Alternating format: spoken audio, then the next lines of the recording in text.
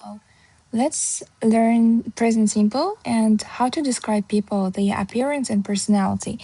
Яғни бүгінгі тақырыпта біз present simple, осы шақ және vocabulary describing people адамдарды сипаттау. Appearance олардың сыртқы келбеті және personality олардың адами тұрғыдағы характерлері, personality, личность. Және pronunciation final S, E, S. Бізде сөздердің соңында S және ES болады, олар қалай дыбысталады. Now we have the topic Charlotte's choice. Charlotte'ың таңдауы. I like good books. Маған ұнайды, мен жақсы көремін жақсы кітаптарды. He doesn't like sport. Ол жақсы көрмейді спортты. Vocabulary describing people. Listen to a man describing his girlfriend and take her picture. Ер адамды тыңда, суреттеп жатқан өзінің қызын және белгіле оның суретіне, яғни тик, птичка қой дейді. We cannot listen, so we will skip it. Now we have B. Listen again. What two questions does Luke's friend ask him? Қандай екі сұрақты Люктің досы сұрайды одан? How does Luke answer the second question? Қалай Люк жауап береді екінші сұраққа?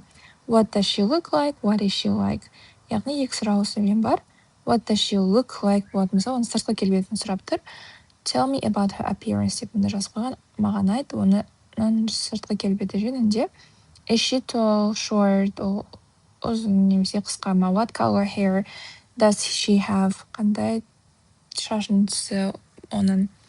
What is she like болса, онда tell me what kind of person she is. Айт маған қандай адам екендігін ол.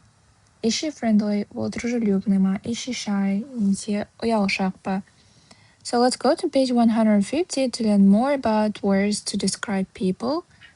Here we go. So, appearance, сыртқы келбет. Match the sentences and pictures. We have sentences here. What does he or she look like? She has curly red hair. Curly бізде кудряшки. Red hair, қызыл шаш. That's number 2. She has long straight hair. Ұзын тіке прямые волосы. 3. And she has big blue eyes. Үлкен көк көздері бар. 1. She has dark wavy hair. Қара толқынды шаш, яғни wavy, волнистые. 6. He has a beard and a mustache. Beard бізде сақал, mustache бізде мұрт. That's 5. He's bald. Ол лысый. That's 4. He's very tall and thin. Өте ұзын және арық, жіңішке. That's 7. He's quite short and a bit overweight. Ол айтарлықтай қысқа және кішкене overweight. Яғни семіз, 9. Салмағы артық деген сөз. He's medium height and quite slim. Ол орта бойлы және де айтарлықтай slim, сымбатты. Яғни қатты жіңішке емес, немесе қатты семіз емес. 8. Listen and check. Thin or slim, fat or overweight. Айырмашылығы неде? Thin or slim. Thin and slim are both the opposite of fat, but slim thin in an attractive way. Яғни екеуі де негізінде арық, яғни жіңішке деп аударылады. Екеуі де қарама қарсы fat, яғни семіздің, бірақ slim ол жіңішке in an attractive way, яғни attractive, яғни тартымды түрде. Fat is not very polite. Fat деп айту өте сыпайы емес. It is more polite to say someone is a bit overweight. Более вежливо болады, егер айтсаң, біреуді кішкене overweight деп. Weight деген салмақ, over деген артық, яғни артық салмақты. Using two adjectives together. Екі сын есімді бірге қолдану. We often use two adjectives together without and to describe hair or eyes. She has long curly hair or he has big brown eyes. Adjectives go in this order: size, style, color, noun. Екі біз жиі қолданамыз екі сын есімдерді бірге. without bs and деген сөз арқылы and деген және сипаттау үшін шаш немесе көздерді, мысалы оның ұзын бұйра шаштары бар немесе оның үлкен қоңыр көздері бар. Бұл жерде сын есімдер келесі реттілікпен жүреді. Бірінші размер, кейін стиль, кейін түс. Егер қарасақ, long бізде оның size, curly это style, және де he has big brown eyes, big это size, brown это color. Яғни осындай реттілікпен жүреді. Ешқашан біз curly long hair деп айтпаймыз, немесе he has brown big eyes деп айтпаймыз, big brown болады. Now personality. Енді олардың мінездері. Watch the adjectives with the definitions. Match. Сәйкестендірсін есімдерді олардың мағыналарымен. What is he like? Егер ер адам болса, what is she like? Әйел адам болса, clever, ақылды, friendly, дружелюбный, funny, көңілді, generous, funny, смешной, generous, щедрый, kind, мейірімді, lazy, жалқау, shy, ұялшақ, talkative, сөйлегіш. A person who is open and warm is friendly. Opposite is, we don't know yet. Қарама қарсысына білмейміз, пока тек осы adjectivesті толтырамыз. A person who talks a lot, көп сөйлейтін, talkative. A person who likes giving people things, жақсы көреді бергенді адамдарға заттар, generous. A person who is friendly and good to other people, friendly және жақсы басқа адамдарға is kind. A person who doesn't want to work is, қаламайды жұмыс жасағанда, lazy. A person who makes people laugh, адамдарды күлдіретін, is funny. A person who is quick at learning and understanding things, жылдам үйренуде және түсінуде заттарды. Synonym intelligent, интеллигентныйдың синонимі, intelligent. Хотя интеллигентный деп отырмайды, но ақылды деген сөз, clever. Тағы бір сөз бар, smart деген, ақылды. A person who can't talk easily to people he or she doesn't know. Адам сөйлей алмайды, оңай басқа адамдарға өзі білмейтін. That's shy. Complete the opposite column with an adjective from the list. Тізімдегі сын есімдермен толықтырамыз. Opposite extrovert. Ол бізде extrovert. Шайдың қарама қарсысы extrovert. Extrovert here. Hardworking. Яғни трудолюбивый. Еңбекшіл. Hardworking. Көп жұмыс жасайтын. Mean. Яғни don't be mean. Mean это жадный деп аударылады, және де mean деген біреуге адам nice жақсы болуы мүмкін, немесе mean болуы мүмкін. Оны біз басқа біреуге сыпайы болмау, соны айтамыз. Quiet, тыныш, ол бізде talkative'ке қарама қарсы. Talkative көп сөйлейтін болса, quiet, тыныш. Serious, серьезный, демек funny, смешнойға қарама қарсы. Stupid, ақымақ, opposite to clever. Unfriendly, opposite to friendly. And unkind is opposite to unkind. Демек, mean бізде opposite to generous. Мен жадный деп айттық жаңа. Екінші мағынасы адамдарға жадный болу, яғни сөйлеген кезде жақсы сөздер айтпау. Сонда тоже мен деп айтуға болады. Okay. Listen and check by playing 1.11 in pairs ask and ask about a member of your family or a good friend. Жұп болып сұра және жауап бер жөнінде мүшесі отбасының немесе жақсы досында. What does your sister look like?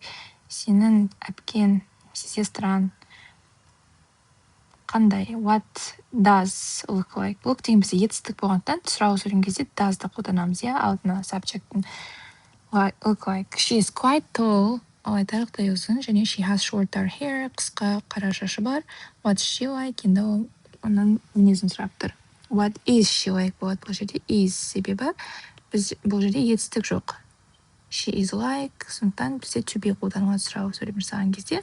Ал жауап берген кезде she is деп жауап береміз, иә. Nice, funny or fun. Айырмашылығы неде? Nice is a very common adjective of personality. He's a very nice person.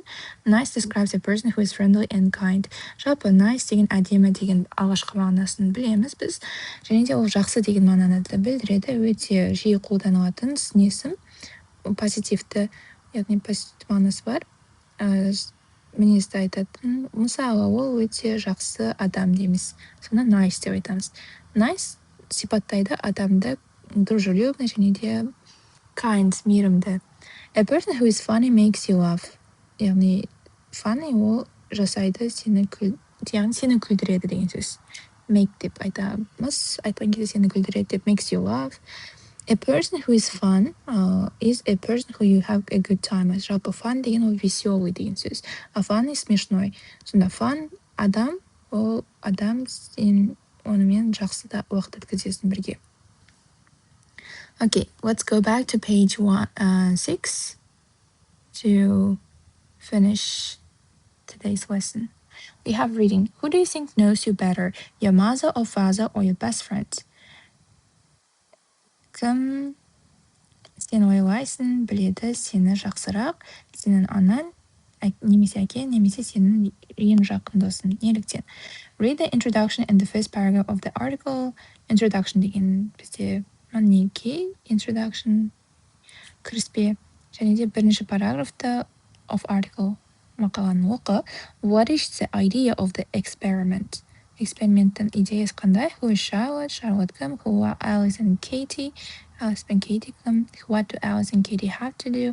Alice and Katie не жасауы керек? Then what happens? Кейін не болады? Okay, let's now read. Who knows you better? Кім біледі сені жақсырақ? Your mother, сенің, or your best friend. In our weekly experiment, single people who are looking for a partner ask their mother and their best friend to help. Біздің апталық экспериментте жалғыз басты адамдар, которые ищут, looking for, look это қарау, look for вместе искать, іздеу болады. Іздеп жүрген партнерін өзінің сұрайды, өздерінің анасын немесе және өздерінің ең жақын достарын көмектесуді сұрайды. This week's single person is Charlotte Ramirez, a 25-year-old web designer. Her father is Spanish and her mother is English. She lives in Brighton and she doesn't have a partner at the moment. Her mother Alice chooses a man she thinks is perfect for her daughter, and her best friend Katie chooses another. Since Charlotte goes on a date with each man, which one does she prefer? Бұл аптаның жалғыз басты адамы Шарлотт Рамирес, 25 жастағы веб-дизайнер. Оның әкесі испанец, және анасы ағылшын, англичанка. Ол тұрады Брайтонда және ода жоқ партнер қазіргі кезде. Оның анасы Алис таңдайды ер адамды, ол ойлайды керемет, perfect деп оның қызына. Және оның ең жақын досы Кейти таңдайды басқасын. Кейін Шарлотт барады кездесуге әрбір әрқайсысымен, қайсысын ол қалайды, предпочитает. I like going to the cinema, but I often feel like staying at home with a good book, says Charlotte. I'm quite friendly and sociable and I get on well with most people. I think I have a good sense of humor. What kind of men do I like? Well, I like interesting men who can make me laugh physically. I prefer men with a really nice smile who are taller than me, and I don't usually like men with beards. I like men who are into literature and art and classical music. I'm not sure who is going to choose better for me. Both my mom and my best friend know me very well. Perhaps Katie could find me a guy who is physically more compatible, but my mother has known me for longer. Мен жақсы көремін кинотеатрға барғанды, бірақ мен жиі сезінемін қалуды үйде жақсы кітаппен, дейді Шарлотт. мен айтарлықтай дружелюбныймын, яғни досшылмын және sociable, яғни араласатын социальный человек. Және де мен жақсы тіл табысамын, кетоналық тіл табысу көптеген адамдармен. Мен ойлаймын, менде жақсы чувство юмора, sense of humor бар деп. What kind of men do I like? Қандай ер адамдарды мен жақсы көремін? Well, no, I like interesting men. Маған ұнайды қызықты адамдар, ер адамдар, who can make me laugh, которые могут заставить меня laugh, смеяться. Мені күлдіре алатын адамдарды жақсы көремін. Физически маған ұнайды ер адамдар, шынында әдемі улыбкасы бар, которые taller than me, менен ұзынырақ. Және де мен әдетте ұнатпаймын ер адамдарды with beards, сақалымен. Маған ұнайды ер адамдар қызығатын литератураға, әдебиетке және өнерге және классикалық музыкаға. Мен сенімді емеспін, кім табатынын жақсырақ мен үшін. Екеуі де менің анам және менің ең жақын досым біледі мені өте жақсы. Мүмкін Кейти таба алар маған жігітті, который физически более compatible, яғни compatible маған сәйкес келетін, бірақ менің анам мені біледі ұзағырақ. Okay, now read what Charlotte says with a partner guess the meaning of the highlighted words and phrases. Біз Charlotte'ның не айтқанын оқыдық, партнермен берілген сөздердің мағынасын guess тап дейді. Орда айтып қойдық. Feel like это сезіну, мысалға дәл қазір сіз не сезініп тұрсыз? I feel like staying at home, үйде қалғым келіп тұр. I feel like eating ice cream, балмұздақ жегім келіп тұр. Осылай айтуға болады. Feel like. Sociable — это социальный, араласатын басқалармен. Это sociable, get on well, араласатын жақсы басқалармен. Тіл табысатын sense of humor, sense — это чувство, humor — это юмор, яғни әзіл түсінетін. Smile — улыбка, күлімсіреу. Into — деп бір нәрсені жақсы көретін. Мысалы, I am into sports, маған спорт ұнайды, and so on. Guy — парень, жігіт. Немесе ребята деп те кейде айтамыз, guys деп. Бірақ бұл жердегі контекстегі мағынасы жігіт. Compatible — сәйкес келетін. Cover the text. Can you remember what does Charlotte like doing? Енді сұрақтарға жауап беру керек. Тексті жауып. Charlotte не жасағанды ұнатады? What does she like? Ол өз қандай? What kind of men does she like? Doesn't she like? Қандай ер адамдарды ол жақсы көреді, немесе жақсы көрмейді? What does she think is going to choose better? Who does she think? Ол ойлайды, кім табады деп жақсырақ? Why? Неліктен? Present simple. From memory, try to complete the sentence using the present simple. She doesn't have a partner at the time. She goes on a date with each man. Which one does she prefer? What kind of men do I like? I don't usually like men with beards. And Pierce answers the questions. Which letter do you add to most verbs with he, she, it, and it?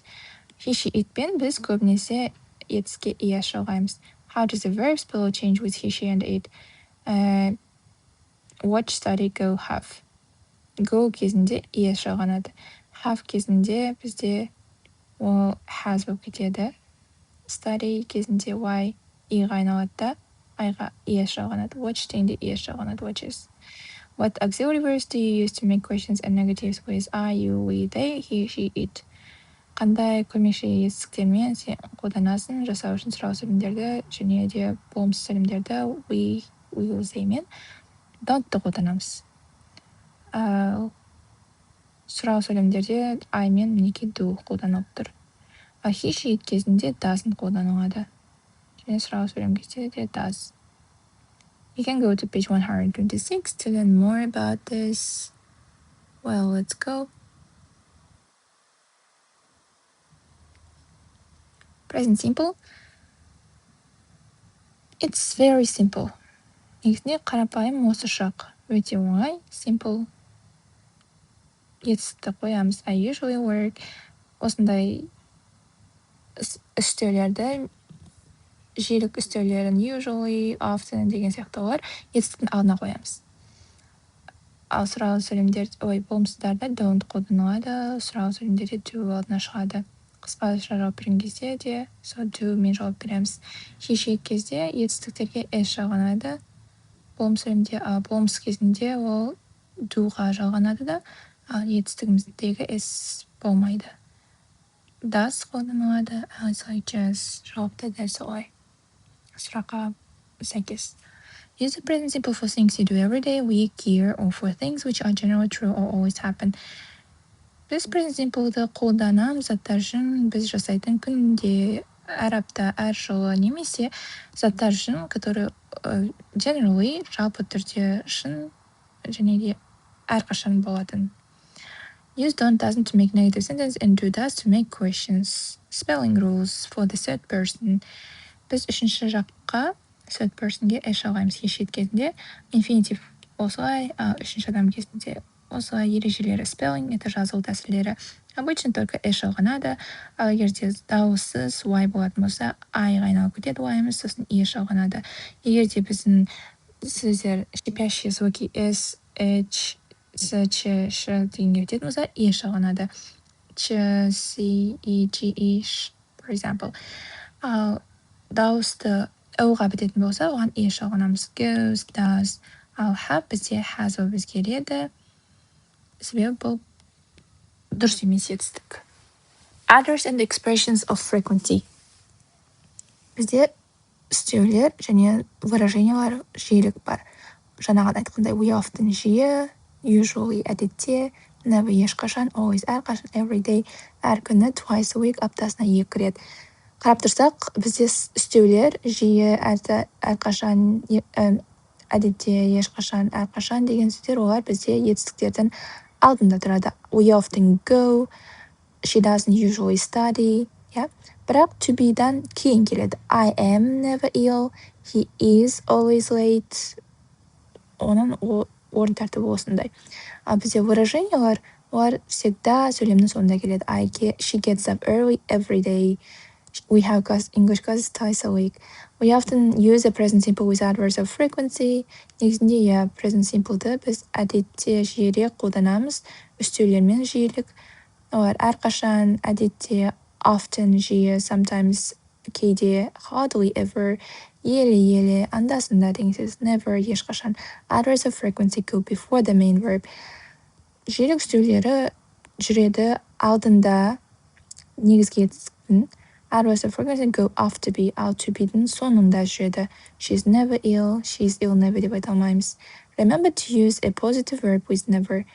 Яғни, never деген сөзді қолданған кезде біз болымды етістік қолданамыз. Жалпы, егер сөйлеміміз біздің болымсыз болса, it never rains, ешқашан жауын жаумайды деп біз айтамыз қазақшада.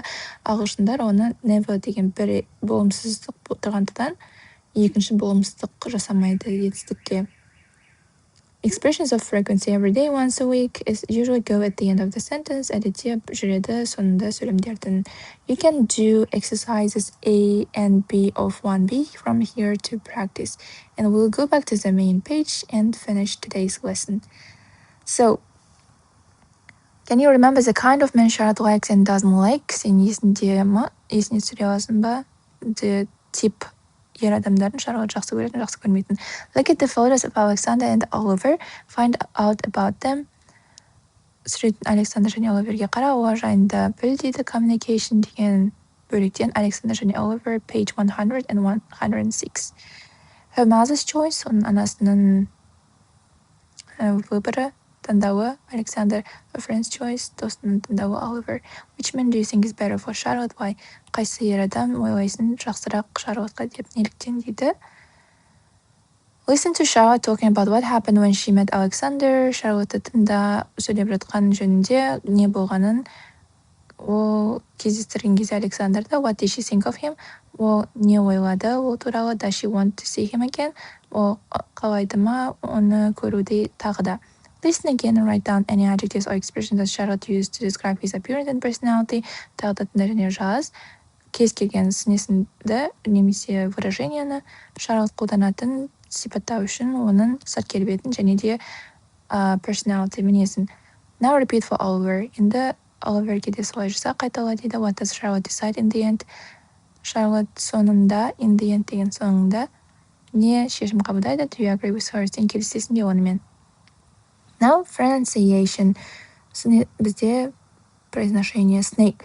Жалпы es сөздің үшінші жақта есіктердің соңындағы es бізде с болып дыбысталады. She likes cats. He works with his parents деп.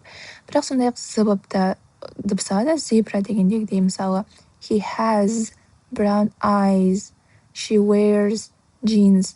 Неліктен? Себебі бізде қараңыздар сөздер н, х, а деп, eyes деп бізде өте жіңішке сондай дауыссыздарға бітіп тұр. Оларды біз ұян немесе үнді дауыссыздар деп атаймыз, иә.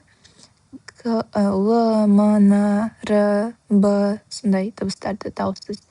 Сондай-ақ дауыстыларға олар ұқсас. А, о, и, я. Сондықтан оларға жұмсақ біздің әсіміз з болып дыбысталады. Және де егер де біздің етістіктер, жалпы сөздер өзі s-ке бітіп тұрса, оны одан сайын с деп ысылдамау үшін is деп дыбыстаймыз. She relaxes with boxes of chocolates. He uses glasses to read.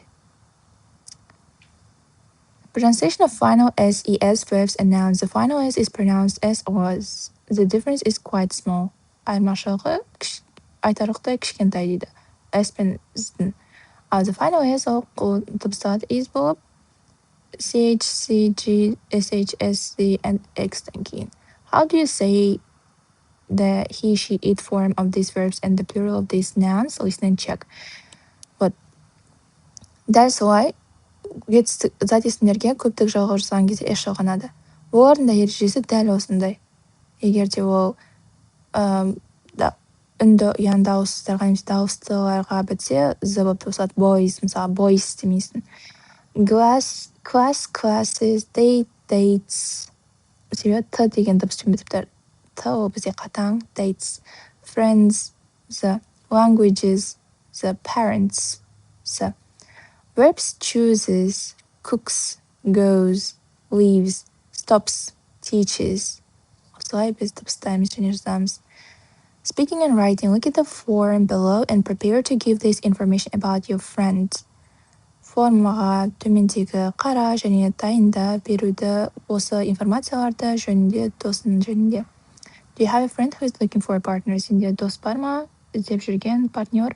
Help him or her to find one. Көмектес оған, her, him, ер адам болса, her, әйел адам болса, табуға біреуін.